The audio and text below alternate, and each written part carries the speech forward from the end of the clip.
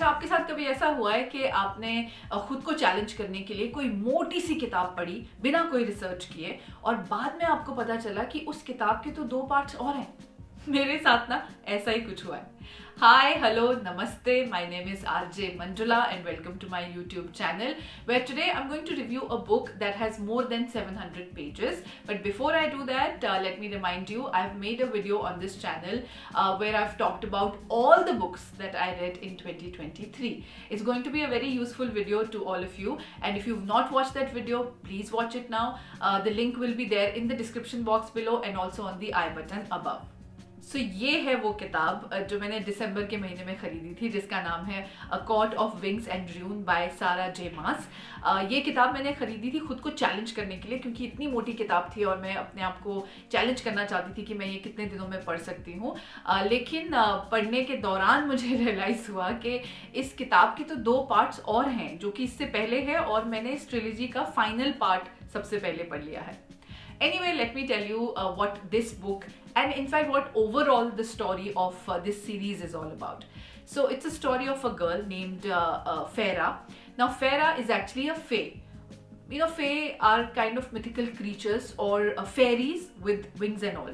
So she lives in a land which is called Prythian land and is separated by a mortal land. Now Prythian land has many courts like spring court, summer court, autumn court, winter court, dawn court, night court, day court. And all these Prythian lands, but like these courts are part of a Prythian land and they are separated from the mortal land by something called the wall.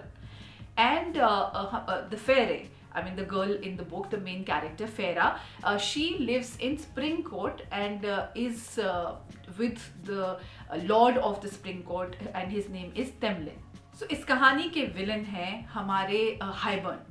हाइबर्न जो है, उन्होंने book 1 और book 2 में बहुत बड़ा एक war किया है जिसमें उन्होंने बहुत सारे लोगों को कैप्चर किया था। उनमें से एक थी फेरा और उनके कोर्ट के बहुत सारे लोग।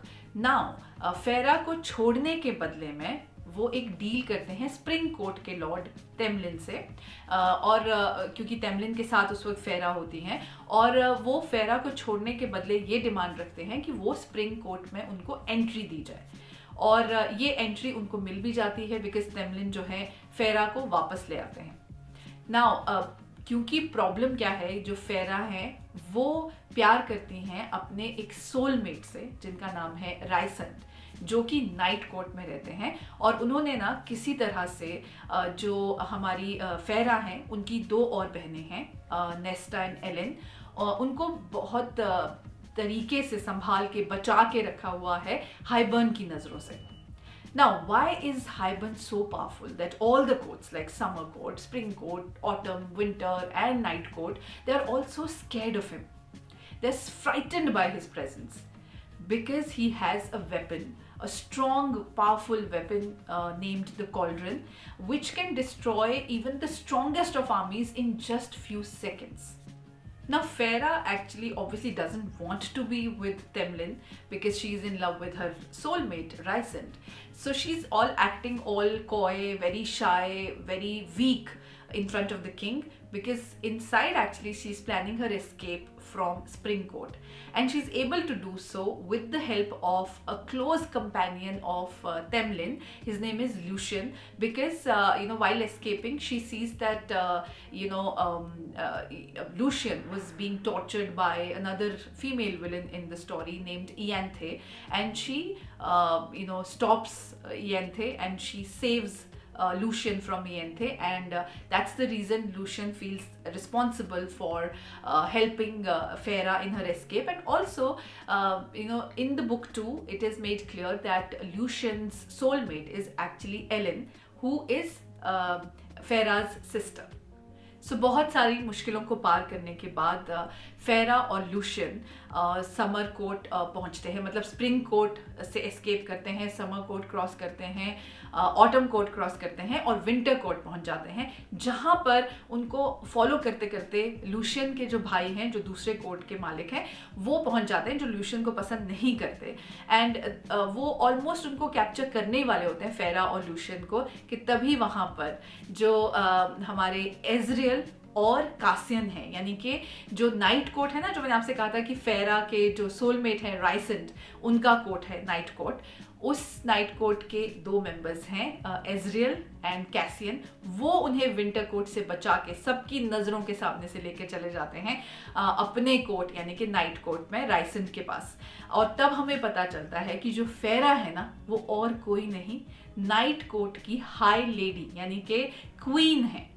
And now finally starts the preparation of big war against Hybern, where Rysand and his team, they decide that if they have to win this war, though the chances are almost zero, but if they have to win, they need the support of all the courts. So they decide to have a meeting with all the high lords of all the courts, and the meeting is decided, and which also means that they have to invite Farah's ex Temlin from Spring Court, which they do eventually. And finally जब सारे high Lord's इकट्ठे हो जाते हैं, मान जाते हैं इस शर्त के लिए, और वो हाइबर्न के साथ एक वॉर के लिए चले जाते हैं, बट फिर भी वो सारे के सारे हाइबर्न की कॉल्ड्रन पार के सामने कम पड़ जाते हैं। When everything is about to get over and there is no hope, help arrives from an unexpected source, for Rysand and his team. But the 3 sisters, Farah, Nesta and Ellen, they have to pay a huge price for it. Will Farah, Rysand and his team be able to stop Hybern? Will they be able to kill Hybern and end this war? Or will Hybern end up winning everything with his cauldron power? For all these questions you need to read the book, which is called A Court of Wings and Ruin by Sarah Maas. तो सबसे पहले तो आपको ये बता दूं कि मेरी तरह ये गलती मत करिएगा कि आप सीधा 3rd पार्ट पढ़ें। मैं चाहूँगी कि आप ऑर्डर फॉलो करें, 1st और 2nd पार्ट पहले पढ़ें, because there are many trilogy where all the 3 parts can be read as an independent read also, but that's not the case with this book. Though I thought that would be the case, but there are certain terms, there are certain situations that you're very confused about all the time, because there are so many terms that you don't understand. There's so many incidents that are referred to from part 1 and part 2, which obviously if you haven't read, you can't really understand. So I would definitely suggest please follow the order, read the 1st part and 2nd part. Though 100 pages down the line you'll start getting the gist of the story, but still to enjoy this completely, please follow the order. So सबसे अच्छी बात इस किताब की मुझे ये लगी कि इसके जो कैरेक्टर्स हैं ना, वो बहुत डिटेल में, बहुत अच्छे से, बहुत अलग तरीके से लिखे गए हैं, और प्रेजेंट तो उससे भी ज़्यादा अच्छे से किए गए हैं। हर कैरेक्टर का जो ग्राफ है, इमोशंस है, जर्नी है, वो बहुत क्लियर है और बहुत ही एक्साइटिंग है। Also, the story has a lot of twists and turns. The plot is very exciting, but at few places the book does look a bit rushed. I mean, there's a scene, for an example, there's a scene where Farah has to, get a mirror, a set of mirror called Ouroboros, which are very important, and she has to make a deal with someone called Bone Carver, who's asking for those mirror Ouroboros, and that Bone Carver, in return of that favor, will play a crucial role in destroying Hybern's army, and Farah has to make that deal. The problem is that anyone who looks at that mirror Ouroboros goes mad. That's the history of that mirror. But somehow Farah manages to make that deal. But that scene, has not been described really well. It's really confusing, and it's a bit disappointing.